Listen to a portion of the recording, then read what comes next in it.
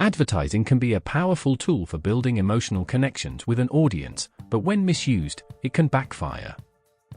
Two well-known brands, Pepsi and Audi, experienced this firsthand with their controversial campaigns.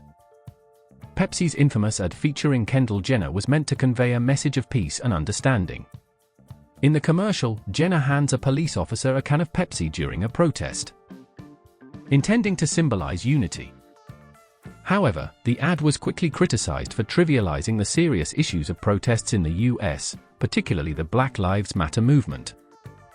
Accusations poured in, claiming the brand was capitalizing on social justice movements without truly understanding the gravity of the cause. Pepsi deleted the ad within 24 hours, but the damage was already done.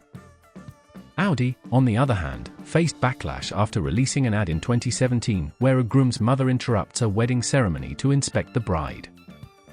The moment ends with her focusing on the bride's chest, followed by a message about making important decisions carefully. The ad received immediate backlash. The reaction on social media was overwhelmingly negative, as users commented on how this approach pushed consumers away. So, what went wrong in both cases? In each example, the ads triggered emotions, but they weren't the positive emotions the brands were hoping to evoke. Instead of creating a sense of connection, they evoked confusion and offense. Using tools like the Emotional Management Mind Map helps marketers understand the right ways to use emotions in campaigns. The mind map highlights connections between feelings and emotional responses.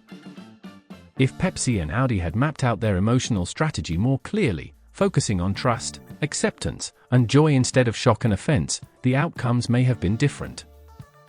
Both examples remind us how crucial it is to understand the emotional impact of marketing. To avoid making these mistakes, you can explore our Emotional Management Mind Map for free at Layer Cafe.